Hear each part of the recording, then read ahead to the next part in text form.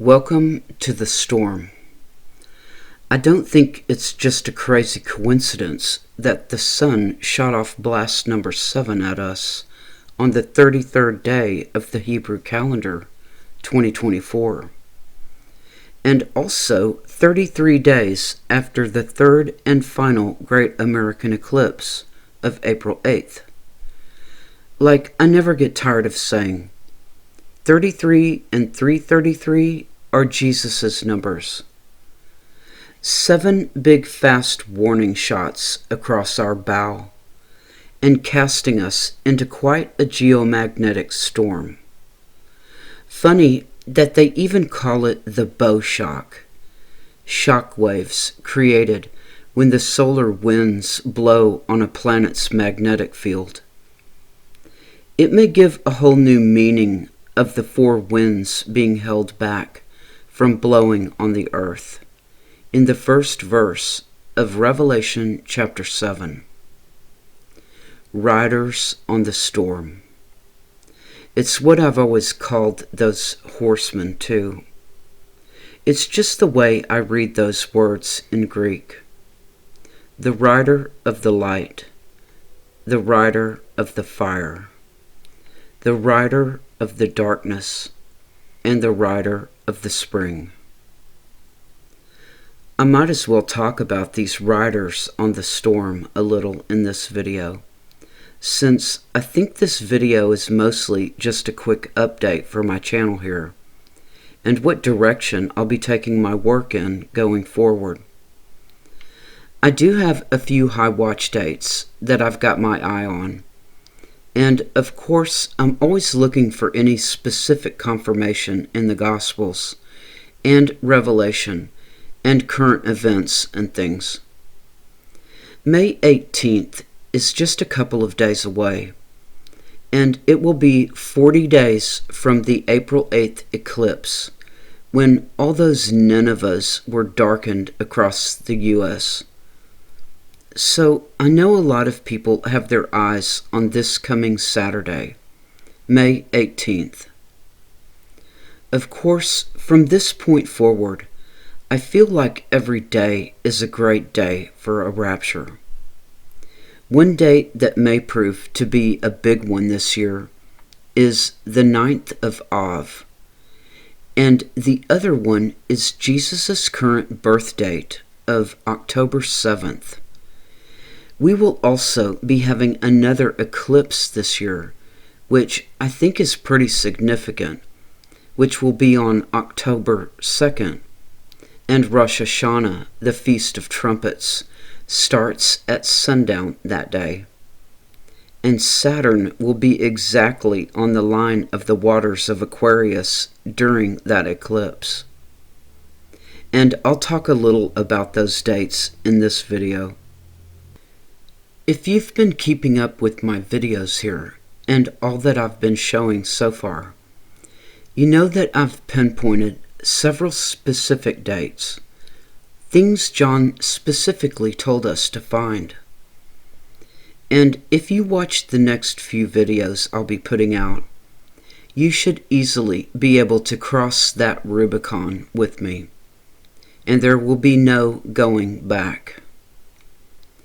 I've also revamped my timeline that I've been showing this year, and I've added a few more points to it, as well as changing the word rapture that I was hoping for to the great crossing over. I knew that what I was being told was about a crossing over point, as so much of the Bible is about crossing over, both of the flood and the seas and the rivers, all of the waters of the earth. There was no need for me to change the idea here on my timeline of Noah's 40-day flood. What it was all about, the great crossing, was God's 7 vials of wrath being filled to overflowing, as God's 7 great luminaries crossed over the line of the waters of Aquarius, being bathed by the sun in each case, clothed by the sun in pure white as they came out of the temple with their 7 vials filled to overflowing. I've also added the original star dates and current star dates of both Jesus's and John the Baptist's birth dates, since I've also talked about those in my videos here so far. And they are very key dates on our timeline. As you can see, one of the main events that sort of started this off was the Revelation 7 sign, which occurred on 3/13 of 2016, when God had all 4 of his bases totally loaded. And on Jesus' current birth date of October 7th that same year, it was strike number 3 on St. Peter's Basilica, and the game was on.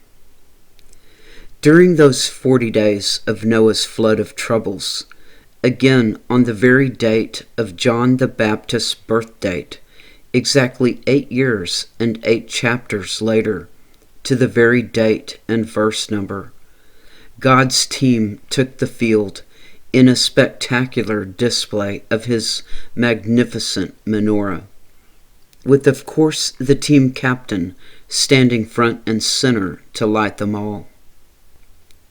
At that point, we were 7 days to the spring equinox, which I've also put out a short video on that one, which I'm fairly certain now is part of John's final chapter, with those 7 apostles fishing, which were the 7 constellations that we can see at sunrise around the spring equinox each year. Just like the 7 luminaries of the menorah too, as the age of the fishers of men came quickly to an end, and they drew in the nets and headed for shore, where Jesus sat roasting that great fish of Pisces on the horizon that morning. And what about Peter? He dove into the sea to meet up with the others later on the shore. At that point, we were only at the halfway mark of the vials being filled with God's wrath, and we still had 20 more days to go, which was also the eclipse of April 8th, which is John the Baptist's current birth date.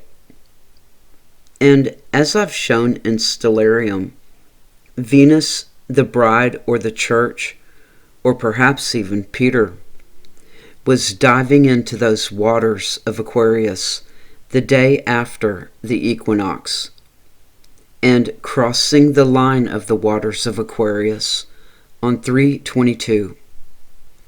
Mars was the last to cross over to the other side, and exactly during the final eclipse of April 8th. So what are the odds that the Revelation 7 and 15 signs both occurred on John the Baptist's original birth date of 3/13, 3 BC? And then we had the final eclipse being on his current birth date of April 8th. So I really haven't changed much on my basic timeline. As for some really heavy dates to really be aware of this year, thinking about John's final chapter and those 7 apostles fishing, I've decided that since the menorah of 7 happened 7 days before the equinox, and perhaps when the apostles cast the net and drew it to the ship, perhaps this 7 days might represent the 7 days it took to load the ark. Well, what better time would there be to cast the nets than when God's grand menorah of the 7 were spread across Pisces and Aquarius? Of course, Aquarius is on the right side. And there were 153 fish. There is a reason that John gives us this number. And the apostles were fishers of men. So it just makes sense to me that this scene would be about casting the net for the souls of men and drawing to the ark. But we know they couldn't draw the net onto the ship. If we add 153 days to the date of the menorah of 313, then we get to August 13th of this summer. And there's that number 13 again. And August 13th on the Hebrew calendar will be the 9th of Av. And I'm sure everyone here knows that the infamous 9th of Av is the day that the Jews fast and mourn over the loss of both of their temples. I just find that a bit too coincidental. So the 9th of Av this year should be a very high watch date for a big event to occur. Whether it is a rapture event, I don't know. John also gives us another number after he states that they couldn't draw the net onto the ship. And Peter girt his fisher's coat and cast himself into the sea, which seems such an odd thing for Peter to do. It sounds like Peter got left behind, much like the prophecy of the last pope, Peter the Roman, who took his spot on 3:13:13 as well. And don't forget that the meaning of Strong's Greek word number 313 is born again, a word only used by Peter in the New Testament. In the next verse, John writes that the other disciples came in a little ship, since they were 200 cubits from shore, and they came dragging the net with fishes.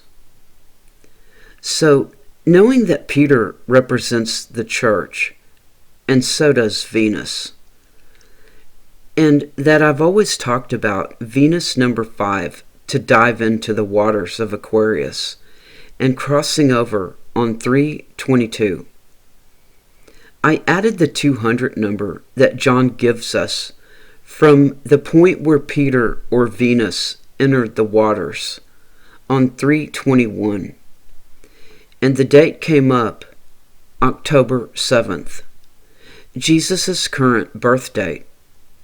So that date may prove to be very significant this year, just the same as it was last year when the war started for Israel. So this is when I feel things started getting nuts. Since in Revelation, John is often telling us that he saw the 7 angels, just as I'm showing you here when the 7th seal was opened in chapter 8. In verse 2, he says that he saw the 7 angels which stood before God. And actually in these verses, he's telling us that he saw one angel standing at the altar, having a golden censer, and there was given unto him much incense, that he should offer it with the prayers of all the saints upon the golden altar. And then that angel took that censer and filled it with the fire of the altar, and cast it into the earth. And there were voices and thunderings and lightnings and an earthquake. Well, the fire of the altar is God's wrath that is being cast to the earth when the 7th seal was opened. So when John says that he saw the angels, for one, it's a clue for me to take a look at what's going on in the heavens with God's 7 great luminaries. And in this particular instance, I was also keeping an eye on those 7 earthly churches in Turkey that John mentioned in the 7 letters. It just makes sense that when the 7th seal is opened, God will somehow involve those 7 churches that the 7 letters are being sent to. like a big wake-up call to the 7 called out ones, that it's go time. Perhaps it's sort of like the final call, that we are now in sudden death overtime of the game. And I've shown this slide in a previous video, but don't forget that this event of the Turkey earthquakes was exactly 2,520 days, the biblical 7 years, since the day of the Revelation 7 sign, when the game really got started in earnest. Which, just the Revelation 7 sign itself was completely impossible, as I will be showing in a future video shortly. And this is exactly why my videos are getting so extremely difficult to make, because everything is so tied together that I can't even stay on one track. And I don't think people are really seeing a lot of the true confirmations of everything and getting the big picture. Because all the information that I'm trying to keep in my head, I myself seem to be forgetting half of it. There's just so much to all this that I could seriously sit here and make a video 100 hours long and still not get to it all. It's gotten to the point where I can't even count all the connections to the number 13 and the 313s now. And both the Revelation 7 and 15 signs happened on 313s as well. No matter if you are looking at our calendar or the Hebrew calendar for those years. So back to Revelation 8 and the 7th seal. Since this angel is one that John says should offer up prayers of all the saints, it's most likely going to be Venus, which represents the church or bride. And if Venus is at the altar and loading up that censer with the wrath of God, and we are told that the censer is golden and that there is smoke in the temple, then the sun is also most likely going to be there as well, lighting up the temple. And that's exactly what I've shown before. Venus was in the waters of Aquarius, filling up that censer with God's wrath during the Turkey earthquakes. And the sun on February 6th is right there, lighting up the temple. We wouldn't see Venus until after the sunset. And most of the time, when I see the reference John makes to the temple being filled with smoke, or that something was sitting on a cloud, it's because the sun is there. It's the same as the final verse of Revelation 15 and the Rev 15 sign that no one ever saw, because the whole thing was cloaked by the sun. White robes and golden girdles. The smoke is like the clouds. It is something that obscures our vision of heaven or the temple. Like I always say, the sun puts a veil over our eyes, and we can't see the heavens until the sun goes down. So, during those Turkey earthquakes that were in the shape of a gigantic 7, near those 7 churches in Turkey, you can see in these 2 side-by-side screenshots here that 30 minutes after sunrise in the east that morning, the moon was setting in the west. And at that moment, it looked like Leo the lion was just about to take a big bite out of the moon, which represents Israel. And I've also shown that this was also the case back in 30 AD, on what would have either been the day of the anointing at Bethany, or as the scientific calendars say, this was Nisan 10, the morning of the triumphal entry in 30 AD. And I'm okay with either one of those dates, There is one thing that is for certain, that the center stellarium capture that I'm showing here is either Nisan 9 or Nisan 10 of 30 AD. That's not up for debate. No matter what year you might want to argue that the crucifixion took place, this was 30 AD, and it was either Nisan 9 or 10, and at 7 a.m. And we see again that Leo is about to take a big bite out of the moon. I have my reasons for feeling like it was the morning of the anointing at Bethany, but I'll go into all that in the book I'm working on. So, now that I've gotten through that explanation, I was thinking about John telling us in Revelation, in many places, that he is watching these 7 angels in heaven. And especially during the menorah formation, which was very real. It did happen on 3/13 this year. And that whole event happening just 7 days before the equinox. Well, the entire event was the 40 days of Noah and the flooding of the vials going through the waters of Aquarius. And I believe that's what John is talking about in the final chapter of his gospel too. Like I keep saying, John wrote his books at the same time, after he received the revelation. And he's very intent on hiding the knowledge of what he knows. It's always been an ancient custom with the Jews, and most all other cultures too, to hide knowledge in parables, in puzzles, and secret codes.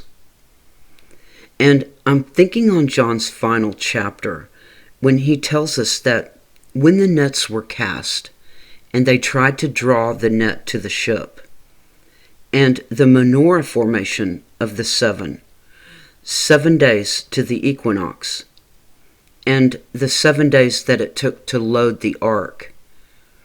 And then when Peter realizes what is happening, Peter dives into the sea.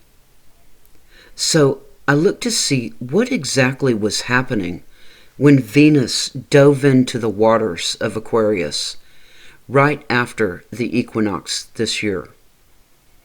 So I set my stellarium to 321 when Venus first dove in, and was actually in conjunction with Saturn in the waters just before crossing the line the next day. And knowing that 313 are Peter's numbers, any way you look at it, including the Last Supper on the 13th of Nisan, when he lied straight to Jesus' face, and then had the nerve to ask John if Jesus knew who it was who would ultimately betray him. And Peter, being the only person to ever use the Greek word number 313 in the New Testament, which means born again. So I set my stellarium for 3:13 p.m. that day following the equinox, looking from Jerusalem. And there it is, Leo the lion, rising in the east and taking a big bite out of Israel the moon at 3:13 p.m. At the same time, setting in the west, we have Venus, the church, or perhaps Peter, is diving into those waters with Saturn. And I even see Mars, the god of war, sitting exactly on the horizon. Yes, there is war on the horizon. And that's when John tells us that the others got into a little ship and dragged that net of fishes for 200 cubits to get to the shore and to Jesus, where he had a fire of coals and was already roasting some fish.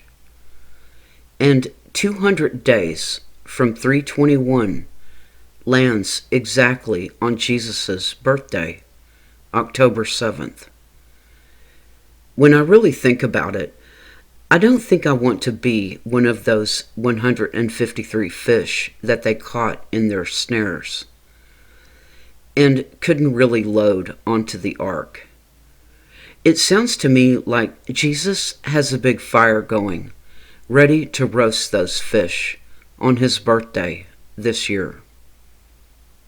Well, it's just the way I'm seeing things right now, and thought I'd like to share it with you. It also goes so perfectly with the chapter to years of the Psalms, and being Psalm 124 for 2024, and escaping those snares of the fowlers. I'm just really praying that we are all out of here before the fall feasts. It already feels like ages ago when I was posting videos at the beginning of this year. So let's move on to those riders of the storm. Such an appropriate time to talk about them too. I'm looking at Revelation chapter 6, and I'm sure most everyone is very familiar with the four horsemen references. For the first horseman, what the KJV translates as the white horse, the word in Greek here is lukos, which actually means light, the rider of the light. It's why people who know all the differences in the Gospels call the Gospel of Luke, meaning light, the Gospel of the children of the light. It's the only Gospel in which Jesus is not given a crown full of thorns, because the children of the light do not have crowns full of thorns and briars, like stinging little scorpions running around YouTube, leaving nasty comments on everyone's videos. So many content creators I see out there contributing so much to the community. And it's not just their wealth of knowledge, but I've heard many of them say, much like myself, that sometimes we have hundreds of unpaid hours of both research and video work invested in just one video. And most of us have years of hardcore research under our belts. It just saddens me that I've seen so many now leaving YouTube, and I've noticed a lot more people shutting off their comment sections as well. If people don't stop, there won't be any videos to watch anymore. I saw one poor guy the other day who even had people cussing at him on his Christian channel, and for no reason whatsoever. And no doubt, most content creators aren't making any money for what they do. Like me, I'm a 61-year-old woman, and I own a laptop and a bicycle.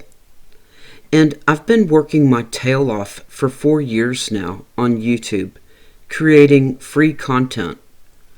And over the last 3 videos, no one out there offered me even a handful of their popcorn. Yet, I sure got a lot of negative comments. Oh, a couple of people saw my thank you notes that I posted in my videos, and they became so outraged at the thought that someone might have shared one of their hot, crispy French fries with me. They told me I wasn't going anywhere because I've already gotten my reward, and then proceeded to tell me that if God showed me something, then I somehow owe it to them to share it, at no matter what cost to my own life. The 3 synoptic gospels are symbolic of what different people will have for Jesus in the end. Some will have nothing to offer but twisted thorns and briars, and some will have radiant white robes. As you can see here in the Gospel of Luke for the children of the light, Jesus is given a robe of white or light. Luke chapter 23, verse 11. Jesus was arrayed in a gorgeous robe. The Greek word here is lampros, which means radiant, bright, or white, derived from the word lampus, a light or torch. The color of the robe Jesus was given at his trial in the Gospel of Luke, pure white. And when we look at the crucifixion scenes in the three synoptic Gospels, we see in Luke's Gospel, Luke 23:27, "And there followed him a great company of people, and of women which also bewailed and lamented him. And Jesus had some things to say to everyone. And he even asked the Father to forgive them all, for they know not what they do."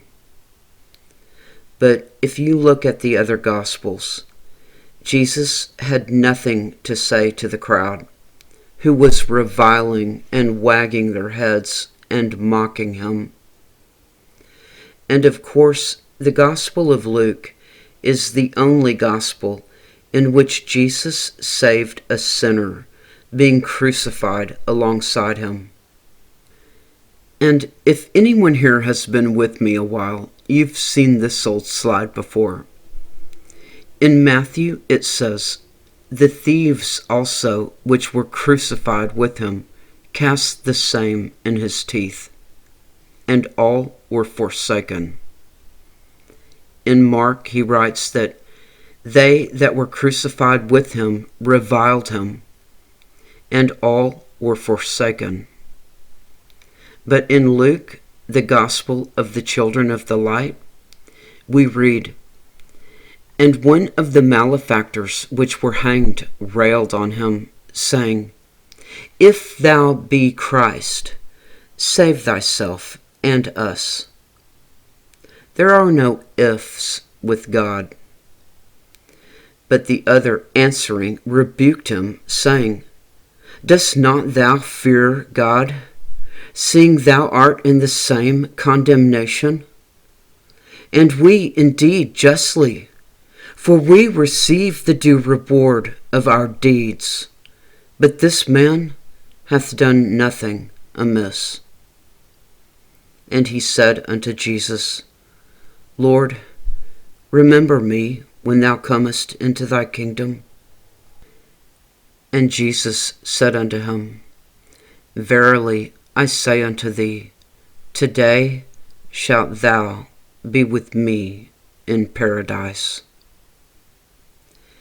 And the crowd of Mark and Matthew heard only some foreign tongue, wherein they heard that Jesus himself had been forsaken. Yes, forsaken by them all. But in the Gospel of Luke, they all clearly understood that Jesus' final words were, "Father, into thy hands I commend my spirit." And he took that sinner who believed on him with him that day to paradise. So, back to those four horsemen. The second one I always think of as the rider of the fire. The word the KJV translates here as red is a Greek word meaning fire-like, from the word that means fire, or even figuratively as lightning. That's also a good one for one of these riders on the storm. The rider of the lightning. And the third horseman, the rider of the darkness. Sometimes I think of him as the rider of the night. The Greek word here is melos, that they translate as black. But as you can see, the ancient Greek word here can also mean dark. And the fourth horseman, I think I usually think of him not as a green sickness like people sometimes talk about, but I call him the rider of the spring. The Greek word here is chloros, which does have several meanings. It could mean a pale horse, like a very light brown dusty color, or light gray color, a color you might think of as winter. But in ancient Greek, this word is the color of tender green grass or grain, as you can see here in the Thayer's Greek lexicon. It is a word that also appears in the Gospel of Mark, as Jesus feeds the 5,000 in Mark chapter 6. In verse 39, we read that Jesus commanded them to make all sit down by companies upon the green grass. The green grass here is the same word as the pale horse. The Greeks used this word to describe the color of spring. It is the color of new growth, and possibly why Mark used this word as Jesus fed the 5,000, perhaps symbolic of new growth. Mark could also be referring to the time of year. Maybe it was a time of the new spring grass in the hills. And that was just after John the Baptist was beheaded. I've done a bit of digging a few times to see what time of year John the Baptist was beheaded. I don't think anyone knows for sure, but I did find this really crazy bit of info here. It seems that a lot of the churches commemorate John the Baptist's death on August 29th. And then, as you can see in this Wikipedia article talking about it all, it's saying that the date of August 29th on the Julian calendar corresponds in the 21st century to the date of September 11th on the Gregorian calendar. And that was Jesus' birth date back in the days, September 11th, that I was just showing in my last video. If John the Baptist really was beheaded on 9/11, Jesus' birth date, now that is really wild. So, I've got some spreadsheets from my studies that I wanted to share and talk about concerning the Revelation 7 and 15 signs, so people might better see how impossible these signs really are, especially considering that they are exactly 8 years apart and 8 chapters apart, and falling on the exact same date, and a very critical date too.